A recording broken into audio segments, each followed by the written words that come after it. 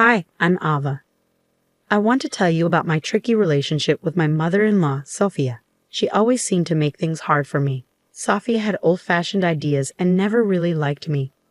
For a while, my husband William and I lived far from them, so Sophia couldn't bother us much. But when William got a job close to them, we had to deal with her more. I could handle Sophia's behavior because I grew up dealing with difficult people, like my own parents. Luckily, William's dad, Benjamin, was always nice to me. But the tough part was that Sophia spent time with my daughter, Luna, who was 9 at the time. Luna loved her grandparents, and they were the only ones she knew well. Since I didn't have contact with my own parents, even though Sophia and I had our issues, I put them aside for Luna's sake. I wanted Luna to have a good relationship with her grandparents. William also cared about family a lot, so I couldn't just cut Sophia out of our lives. Luna enjoyed spending time with her grandparents, but Sophia still caused problems sometimes. Sophia kept criticizing Luna's diet, saying I wasn't feeding her right. She thought Luna needed more nuts for protein, but Luna was allergic to nuts, and even their smell made her sick. I told Sophia this many times, but she wouldn't listen. She said Luna needed to eat nuts to get over her allergy and called me a bad mom. I knew you'd say this, Sophia. We talked to the doctor, and Luna's meals are balanced. Skipping nuts won't hurt anyone, but it could make Luna really sick, I told her. Even after explaining and listening to the doctor, Sophia didn't change her mind. She thought exposing Luna to nuts would help her allergies. I was tired of arguing with her and tired of being called a bad mom.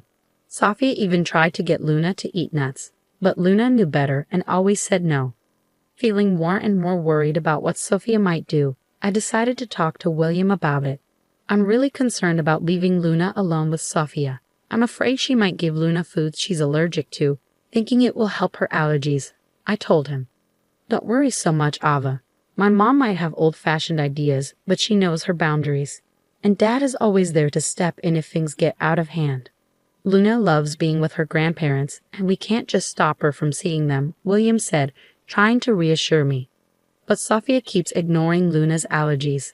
I'm genuinely scared for Luna's safety whenever she's with them without me. We need to talk about this. I can't keep worrying like this, I insisted. Relax, Ava. There's no need to stop Luna from seeing my parents just because of this small issue. Luna loves being with them, you know? And if you're worried about Mom, I'll talk to her. She'll listen to me, William assured me. His words made sense. Luna really enjoyed being with her grandparents, so I couldn't bring myself to stop her. If Luna had ever said she didn't want to see them, I would have respected her decision. But I didn't realize that even William couldn't change Sophia's behavior. Things came to a head at Luna's 11th birthday party. Benjamin and Sophia were invited, and they said they'd come. Sophia seemed really excited, which made me uneasy, though I didn't know why. When they arrived early, it surprised me because Sophia usually avoided being around me. She gave Luna a big present wrapped in birthday paper and said, "Happy birthday, Luna. Here's your gift. Grandma got you something really special." Luna thanked Sophia, and then Sophia said, "Wow, that's a big gift. What's inside, Grandpa?" "I have no idea, Luna. Grandma chose it, and she won't even tell me what's in there. We'll both find out when you open it," Benjamin said. "Come on, open Grandma's gift and see what she got you. I bet you'll love it, sweetie. I'll be your favorite grandma ever," Sophia said excitedly. "I can't wait to see what you got me, Grandma. I'm so excited. We'll open all the gifts after we cut the cake, Luna. Let your friends arrive, and once we finish the cake, you can start opening the presents," I suggested. "No, Luna needs to open my gift before cutting the cake. That's why I came early, to give her my special present," Sophia insisted. Despite feeling suspicious about Sophia's behavior, Luna seemed genuinely happy to get such a nice gift from her grandma. The big, heavy package made Luna even more excited, and she couldn't wait to see what was inside. She wanted to start opening her presents once all her friends were there. I agreed to let Luna open Sophia's gift before the cake, as Sophie said it had to be done that way. I didn't want to upset Luna on her birthday, so we went along with it. But little did I know what a disaster it would turn into. Luna and her parents were let down by the one person they trusted. Sophia not only ruined Luna's birthday, but also turned everyone against her. When Luna opened the gift, she found a big cake with her name on it. She was happy for a moment, but then she passed out. William and I rushed to her, scared and confused when we saw her throat swelling up. In shock, I watched as William hurried to get an epinephrine shot while someone else called the police. Knowing exactly who was behind this, I confronted Sophia, demanding answers. "What on earth did you put in Luna's cake? What's in it?" I asked, my voice shaking with anger and fear. Sophia pretended she didn't know anything, saying, "I didn't do anything, Ava. It's just a regular cake. I don't understand what's happening. Maybe something you did caused Luna to faint. You've been neglecting her nutrition despite my warnings, and now she's paying the price. Don't try to blame me. Luna was fine just a moment ago, and now she's having an allergic reaction. Tell me what you did to her, Sophia. I hope you didn't mess with the cake. You need to own up to your actions and take responsibility. Look at Luna. She's turning blue." I snapped back, ignoring Sophia's excuses. Focusing solely on Luna, I hurried over with the epinephrine I always kept on hand for emergencies. Although Luna's swelling went down a bit, she remained unconscious. It was clear that she needed to go to the hospital to fully recover. The room was filled with worry for Luna. Tears welled up in my eyes, and even William looked close to crying. Sophia, who was already in tears, seemed scared. In that moment, I decided to cut open the cake to see what was inside. What I found shocked me to the core. I demanded answers from Sophia, questioning her sanity for putting nuts in the cake. "Sophia, what were you thinking? You ignored my warnings and put nuts in the cake, putting Luna's health at risk. How could you be so careless?" "I only wanted to help Luna, not hurt her. I didn't like that Ava was so strict about Luna's diet. While it's true Luna might have reactions sometimes, I thought gradually giving her nuts could help," Sophia argued. My frustration boiled over when I confronted Ava, saying, "Are you crazy? Our daughter is allergic to nuts. She could have died from this reaction. Who gave you the right to decide how to handle her allergies? Look at the mess you've made. I'm Luna's grandma, and I have the right to take care of her. She'll be fine. You're all overreacting. You're just trying to scare me for no reason. I'm sure this is all part of Camilla's plan to make me look bad. But listen, Sophia, if things go my way today, you'll be in big trouble. Right now, all I care about is Luna's health," I said firmly. Just then, the ambulance arrived with paramedics. They took care of Luna and took her to the hospital, with us following closely. The doctors told us Luna would need time to wake up and would have to stay at the hospital for a day or two. We were all overwhelmed with emotion. I broke down in the hospital, finding comfort in William's arms. After calming down, I called Benjamin to let everyone know that Luna was no longer in danger. When I hung up, I turned to William and expressed my anger, saying, "I'll never forgive Sophia for what she did today. She could have put our daughter's life at risk." I've been thinking about how serious this is. It's unbelievable. Something I wouldn't have believed if I hadn't seen it myself. My mom has become someone I don't even recognize anymore. She did all of this just to make me look like a bad mom. She acted like she cared about Luna's happiness, but she never thought about how dangerous it was for Luna. Even after everything, she still says I planned it all. Today showed me how far my mom will go to make you look bad. I'm so sorry I didn't see it sooner and didn't do more to keep her away from us. I need to protect Luna from my mom's bad influence. I failed as a husband and as a father. William was starting to realize how serious the situation was, and Benjamin, who had always been a good grandfather, was clearly affected by Sophia's actions. This time she went too far. Even though she'd gotten away with things before, we weren't going to let her off easy this time. We decided then and there that we couldn't let Sophia keep hurting Luna. Her actions were a threat to Luna's safety, and we couldn't allow her to keep causing trouble in our lives. Sophia was no longer welcome in our family. We were determined to protect Luna and make sure she grew up in a safe and loving environment. It wouldn't be easy, but for Luna's sake, it was a decision we were ready to stand by. Following a heartfelt discussion, my husband and I quickly made a decision while Luna was still in the hospital. It was time to head back home. Benjamin, Sophia, and a few other guests stayed behind, eager for updates on Luna's condition. This gave us the perfect opportunity to address Sophia's actions. When we got home, 4 hours had passed since the incident. In the living room, we found Benjamin scolding Sophia while she seemed indifferent, busy on her phone. The untouched birthday cake sat sadly beside them, a painful reminder of what had happened. Despite my sadness, I held back my emotions. When they noticed us, Benjamin and Sophia hurried over. "I just got an update," I said. Luna is in good hands and she'll recover soon, although she's still unconscious. The doctors are hopeful. Thank goodness, Luna will be okay. I was so worried, but it looks like everything's fine. It wasn't even a big deal.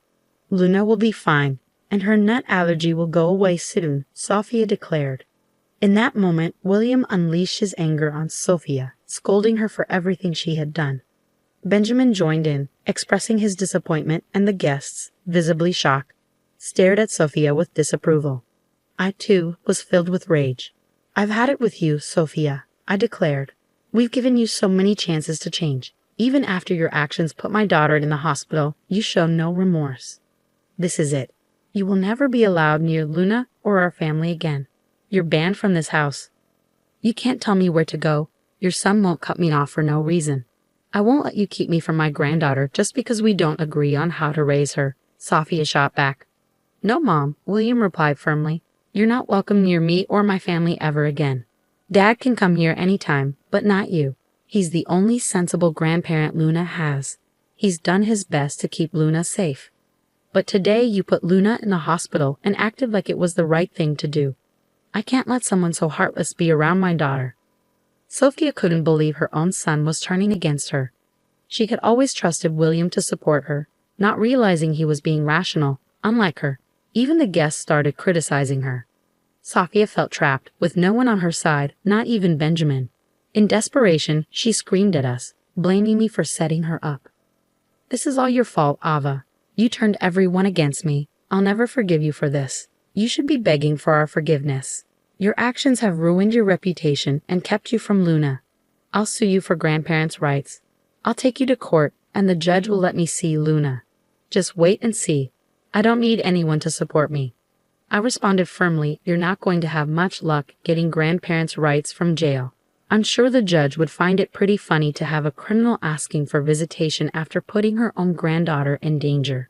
Sophia protested. What are you talking about, Ava? Why would I go to jail? I didn't do anything wrong. Didn't do anything? I shot back. What you did is a crime, Sophia. You can be arrested for knowingly exposing a child to allergens. It's considered a form of poisoning. Maybe you didn't realize it, but William and I did. We've already called the police on you. And look, here they come now to arrest you. Sophia, in denial, insisted, no, you're lying. This can't be happening. You can't arrest me for this. Sophia's panicked expression showed her desperation as she begged us to drop the charges. Tears flowed down her face, and she started to panic. Just then, 2 officers came in and told her she was under arrest. She clung to her hands, begging us not to send her to jail. William remained unmoved, telling the cops to take her away, while I gave Sophia a cold look, showing that her deceitful game was over. In a last attempt, she turned to Benjamin for help, begging him to do something. Benjamin, please. You can't let your wife get arrested like this, she pleaded.